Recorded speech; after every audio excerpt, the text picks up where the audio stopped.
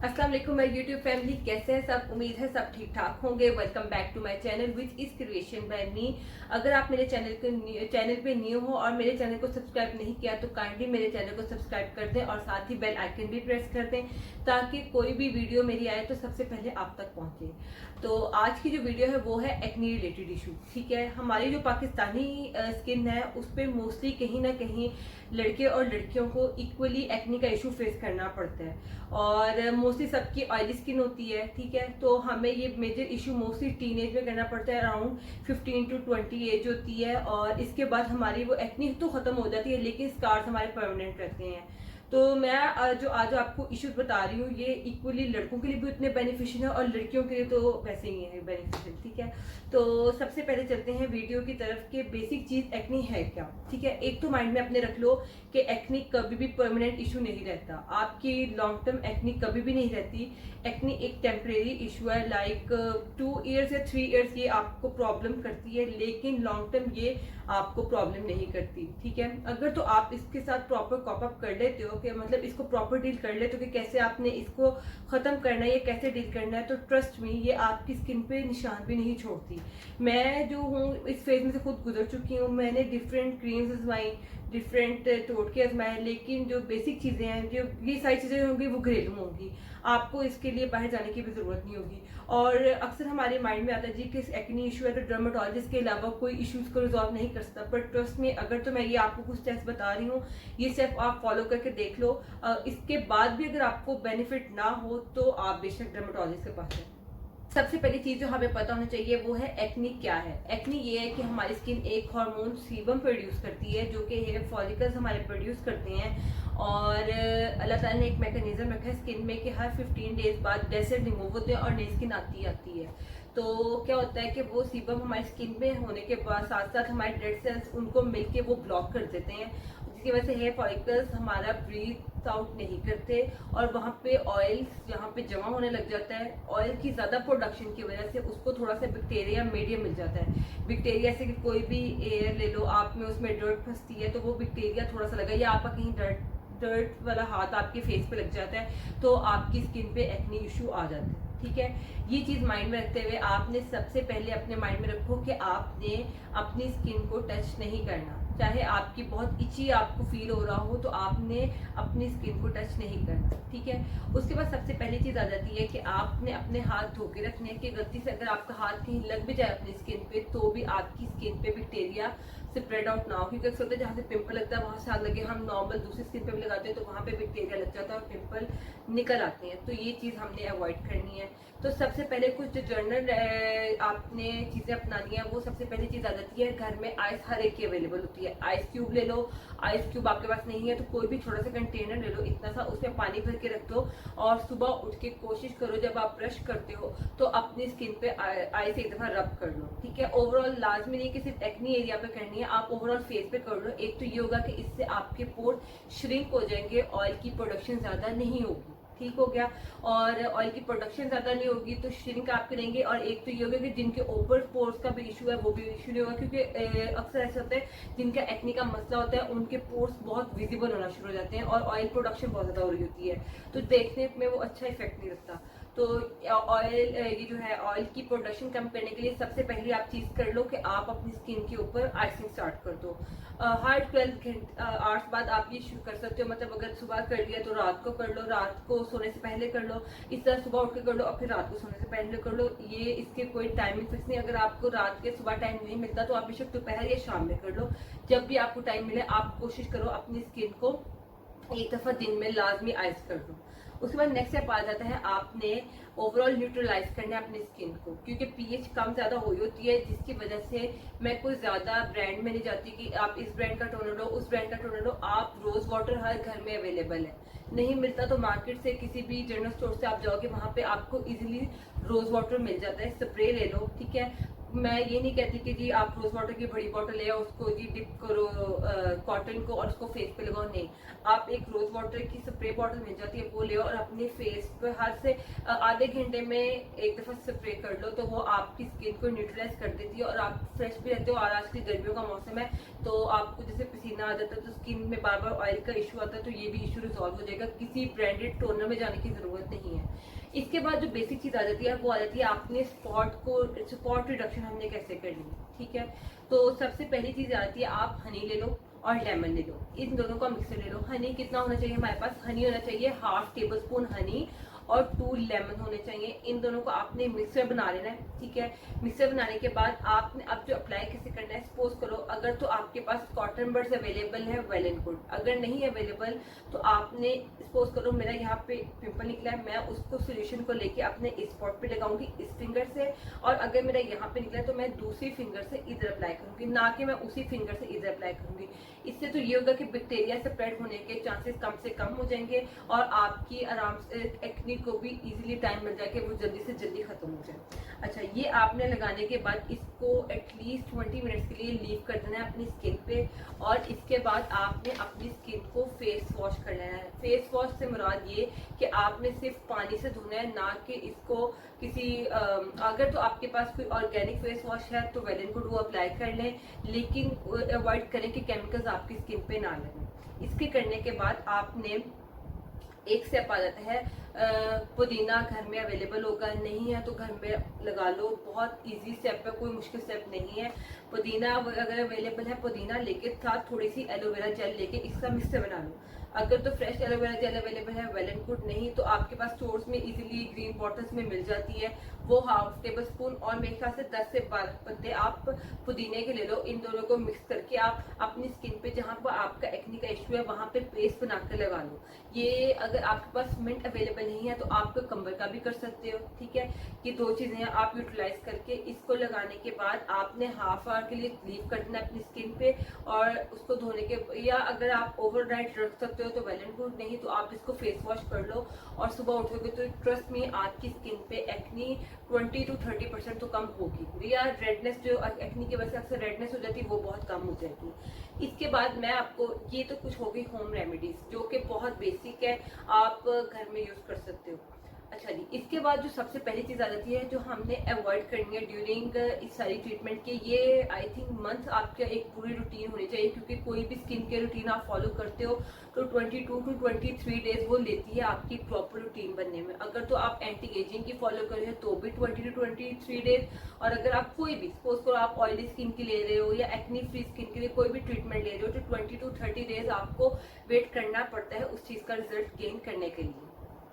अब हम सबसे पहले लेते हैं प्रिकॉशंस की कौन सी चीजें हैं जो हमने केयर करनी है या जिन चीजों से हमने अवॉइड करना है। तो सबसे पहले माइंड में रखो कि हमेशा पानी की इंटेक आपने दिन में ज्यादा से ज्यादा रखनी है।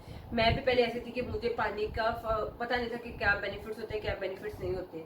जब मैंने आहिस्ता आहिस्ता रूटीन में मैंने क्या करना स्टार्ट किया, मैं दिन में 4 से 5 गिलास लेती थी सिर्फ, ठीक है। और तब कॉलेज चले गए, यूनिवर्सिटी चले गए तो पता ही नहीं होता था जी कि पानी पीने भी आए, खाना खाया या थोड़ा सा पानी खाने के साथ ले लिया और जी बस, या चाय ले लिया, इस तरह की कोई चीज ले ली और सो गए, ठीक है। तो ऐसा नहीं करना, कोशिश करो आप दिन में सुबह उठते साथ एम्प्टी स्टमक 4 गिलास पानी पियो, और वो भी नीम गर्म पानी, लाइट ज्यादा ठंडा ना हो, ठीक है। और अपने साथ एक प्रॉपर रूटीन सेट कर लो या बॉटल लेके उस पर टाइमिंग सेट कर लो कि मैंने 1 बजे तक कितना पानी पीना है, 3 बजे तक कितना पानी पीना है, और दिन की कोशिश करो 3 से 4 बॉटल्स खत्म कर लो, ठीक है। आप यकीन मानो इससे तो आपकी स्किन पे बहुत विजिबल डिफरेंस फील होगा, ठीक है।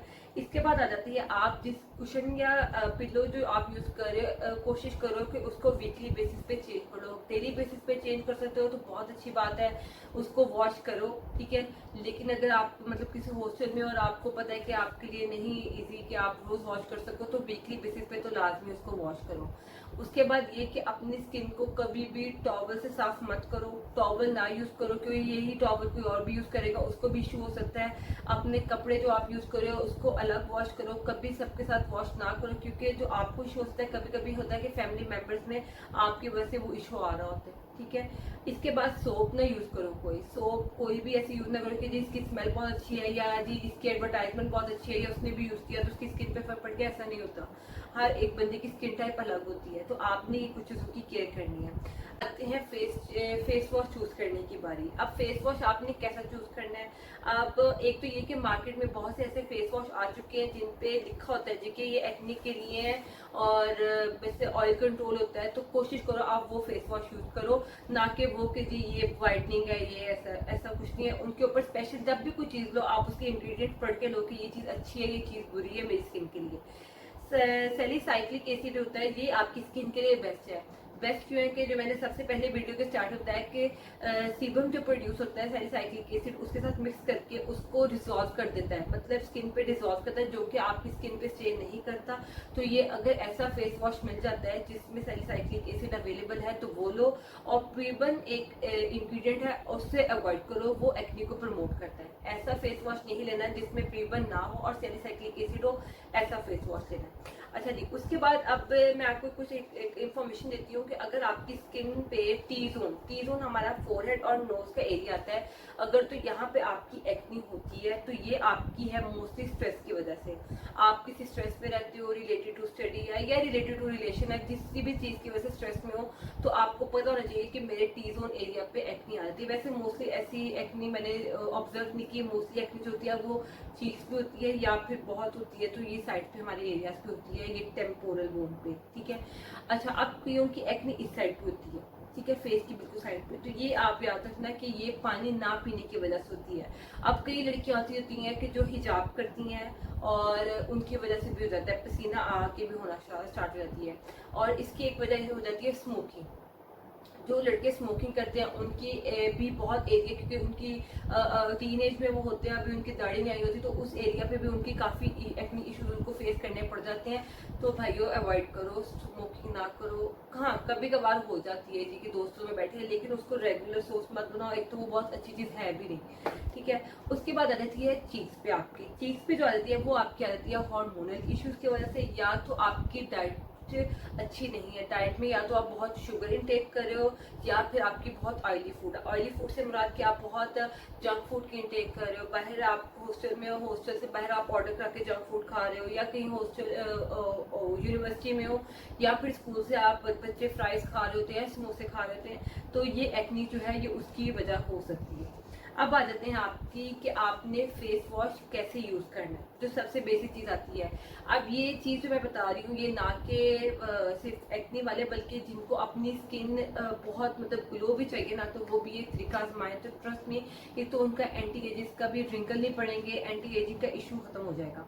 कैसे यूज करना है, कोई भी फेस वॉश ले लो। अगर तो आप एक्ने का इशू है तो आप ले लो एक्ने के लिए फेस वॉश ले लो, आपके पास जो भी आपके पास अवेलेबल है आपकी स्किन टाइप का वो ले लो। आप सबसे पहले आप नीम गर्म पानी लो, नीम गर्म पानी से अपना फेस वॉश कर लो, ठीक है। कभी भी फेस वॉश ड्राई फेस पे अप्लाई नहीं करते, हमेशा हल्का सा फेस गिला करके फिर अप्लाई करते हैं।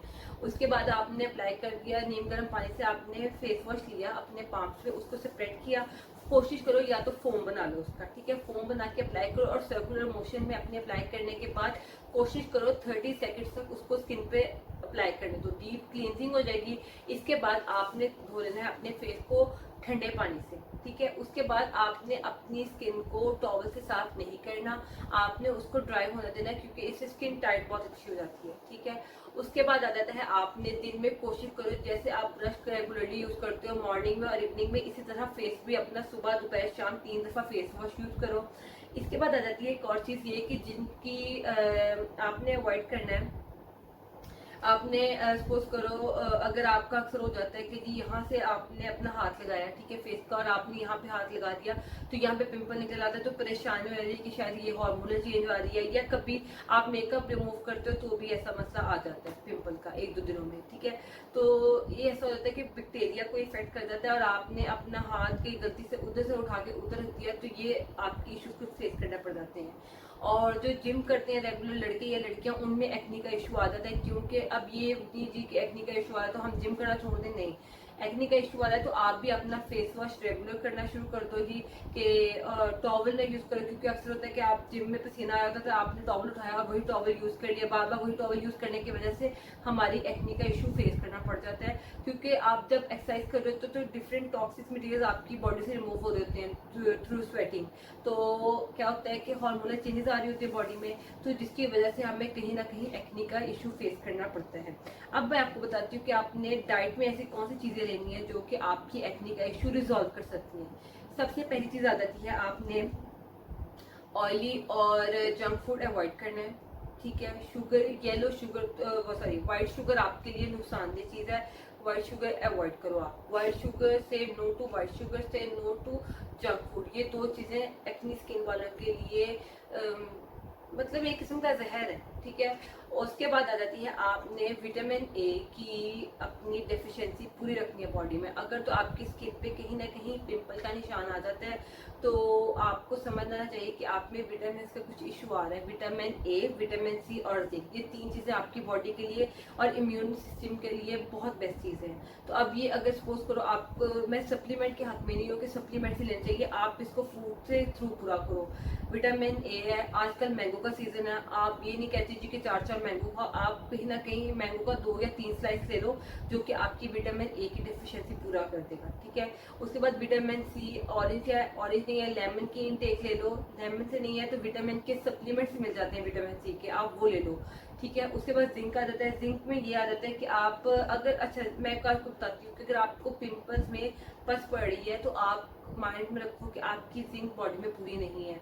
तो ये सारी चीज़ें आपकी कैसे पूरी होंगी, आप डाइट में एग्स लो, डाइट में चिकन ऐड करो। अगर तो आप ये दोनों चीज़ें आपको पसंद नहीं आती, कईयों को एग नहीं पसंद, कईयों को चिकन नहीं पसंद, वैसे ऐसा कम भी होता है कि चिकन नहीं पसंद होता, तो आप ये लोबिया मिल जाता है, आप बीन्स यूज़ कर लो, भुने हुए चने इस्तेमाल करो और पानी ज़्यादा से ज़्यादा पियो। और डाइट अपनी योगर्ट लाजमी ऐड करो, योगर्ट स्किन के लिए और बालों के लिए बहुत अच्छा है। तो ये कुछ मेजर स्टेप्स है। अगर इसके बाद फॉलो करने के बाद भी अगर तो आपकी स्किन को, अव्वल तो आपकी स्किन वैसे ही क्लियर आउट हो जाएगी। अगर इसके बाद जी कि आपकी स्किन क्लियर नहीं होती, और पहले तो ये कि अपनी स्किन को टाइम दो।